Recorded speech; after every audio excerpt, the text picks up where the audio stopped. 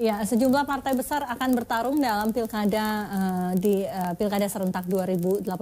Ada yang berkoalisi di satu provinsi, ada juga yang terus kemudian pecah di provinsi yang lain. Salah satu yang menarik adalah salah satu partai politik besar, yakni PDIP, pemenang pemilu di 2014 yang di beberapa daerah sudah menentukan sikap, tapi ada beberapa yang belum menentukan sikap.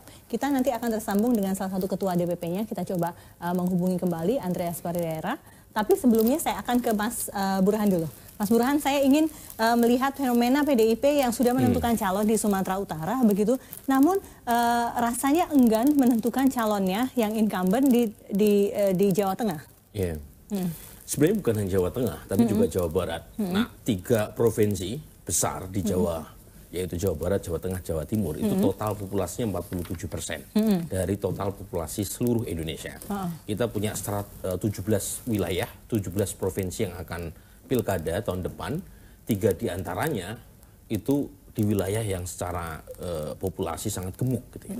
Nah, karena itu wajar kalau kemudian partai-partai berhitung panjang terkait dengan siapa yang akan mereka calonkan di 3 provinsi ini. Nah, khusus Jawa Barat itu barometer pileg secara nasional.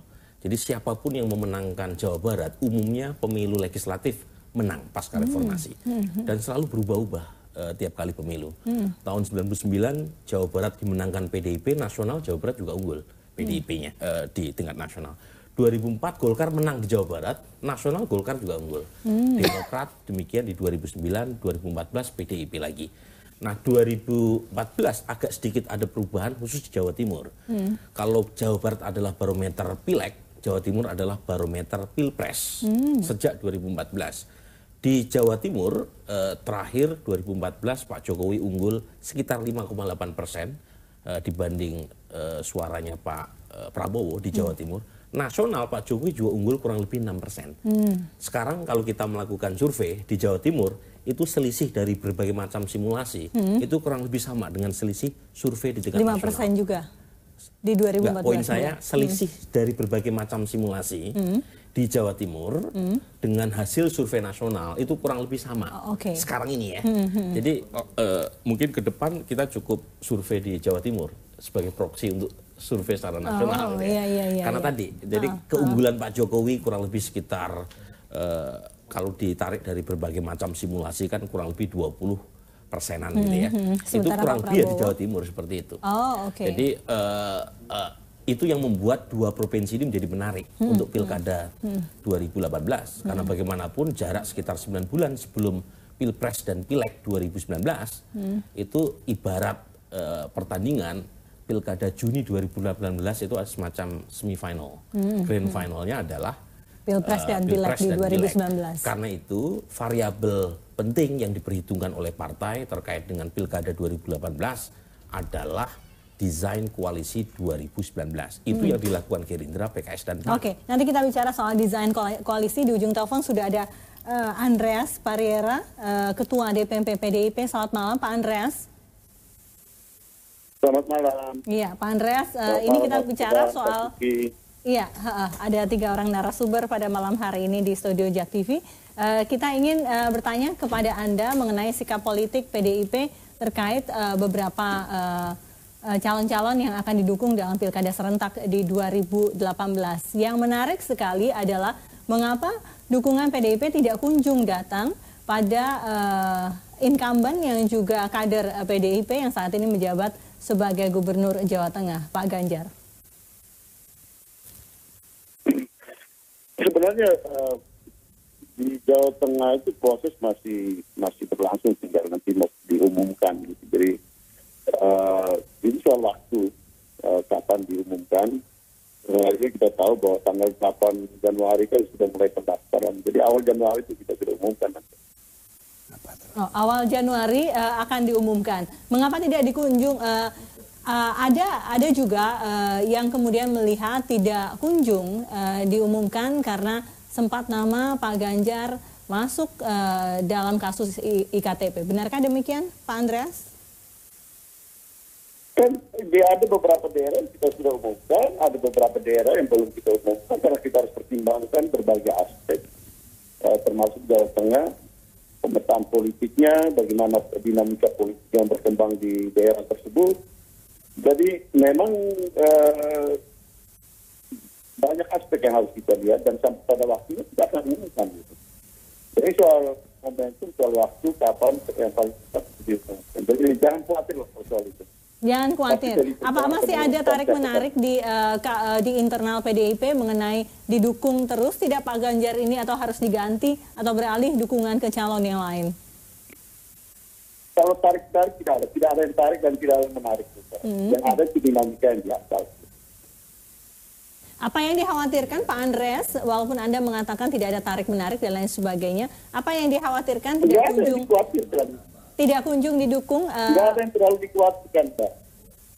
Tidak ada begitu ya, tidak kunjung didukungnya Pak Ganjar ini. Apa yang dikhawatirkan kalau dilihat dari popularitas, karena incumbent memang sangat populer begitu, apa memang dijawab iya dan tidak saja Pak? Apa memang karena sempat namanya masuk dalam kasus IKTP? Tidak ada yang terlalu dikhawatirkan. Ini hanya soal waktu kapan kita umumkan. Itu aja gitu. Baik, sayangnya sambungannya tidak cukup jernih. Pak Andreas masih bersama saya, Pak? Ya, masih.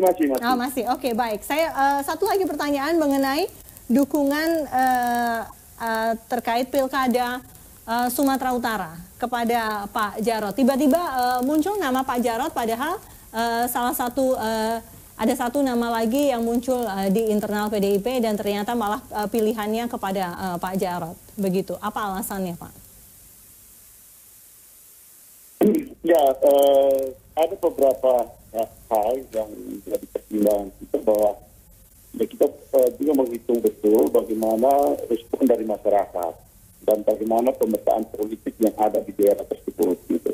Karena satu hal yang penting dari pilkada itu kita perlu melihat menghitung pertama itu modal sosial daripada incumbent, daripada si calon kandidat. Nah kemudian juga modal politik dalam hal ini kalau di PDI Perjuangan itu kita menghitung bagaimana respon dari struktur partai dan respon dari masyarakat yang kalau dalam bahasa survei ya itu kita lihat bagaimana elektabilitas, bagaimana tingkat kesukaan dari si kandidat tersebut, bagaimana tren kesukaan terhadap dia nanti. Nah, kalau di dalam partai modal politik itu adalah bagaimana soliditas partai mendukung seseorang. Nah itu penting untuk kemudian menjadi bahan-bahan pertimbangan kita untuk melihat bagaimana peluang kandidat tersebut untuk memenangkan pilkada. Oke, baik. Pak Andreas, bagaimana juga PDIP melihat pilkada Jawa Timur dan Jawa Barat juga? Kalau Jawa Timur kan sudah diumumkan. Ya. Kalau Jawa Timur kan sudah diumumkan. Ya. Lalu kemudian Jawa Barat? Ya hal yang sama juga terjadi di Jawa Timur. Kalau yang tadi saya sampaikan kan itu berlaku secara umum. Nah tentu di tiap daerah mempunyai konten daerah yang sifatnya lebih spesifik. Yaitu ya kita pertimbangkan aspek kulturnya, kita pertimbangkan bagaimana respon hal-hal yang spesifik di masyarakat tentang kandidat. Jadi pilkada itu tidak terlalu mudah juga seperti yang dibayangkan orang. Masyarakat termasuk para wartawan, teman-teman jurnalis, sesuatu yang penting kita umumkan saja. Karena apa? Karena dalam prakteknya di tiap daerah itu mempunyai hal-hal aspek-aspek di samping yang umum tadi, aspek-aspek kekhususan di tiap daerah. Dan orang perlu memahami betul peta di daerah tersebut. Oke, maka dari itu hitung-hitungannya cukup panjang begitu ya sebelum menentukan dukungan akan kemana. Betul sekali. Iya. Apakah akan mendukung incumbent, apakah akan mendukung calon yang baru, apakah akan mendukung kadernya sendiri atau justru mendukung bukan kadernya sendiri, itu hitung-hitungannya cukup panjang. Baik Pak Andreas, terima kasih Anda sudah bersama kami. Iya, selamat malam. Saya ke Pak Salim Said. Saya boleh bertanya nggak? Silakan. Saya agak bingung nih melihat PDIP ini. Ini kan partai besar atau mungkin yang terbesar ya sekarang. Hari ini terbesar. Terbesar. Kok dalam mencalonkan kadernya muncul untuk keraguan-raguan. Kerap kali muncul keraguan-raguan. Apa yang terjadi? Sayang sekali sudah terputus. Silakan saja dijawab oleh para narasumber di sini. Mengapa PDIP begitu ragu-ragu? Itu persoalan saya. Kenapa kok ragu-ragu? Jangan-jangan mereka mendeteksi pengalaman mereka dulu kan pileg pertama setelah reformasi PDIP menang kan? Ya, tahun 99. Tapi kemudian yang berikutnya dia kalah karena banyak kejadian-kejadian tingkah laku politik yang merugikan PDIP. Nah, jangan-jangan itu mereka takutkan itu terjadi lagi. Jadi mereka over berhati-hati. Gitu ya. Lalu, Anda melihat over berhati-hati ini akan menguntungkan atau justru itu sebaliknya? yang saya persoalkan. Dalam politik itu timing itu perlu. Sebab Anda kan perlu kampanye. Kalau waktunya sempit, bagaimana Anda kampanye? Bagaimana meyakinkan orang untuk memilih kader Anda? Jadi saya nggak tahu. Malam ini saya pulang ke rumah saya dengan pertanyaan, what is going on in PDIP? Barangkali Saudara Burhan bisa jawab. Nanti Mas Burhan dijawabnya, kita harus break lagi dan kita akan kembali sesaat lagi.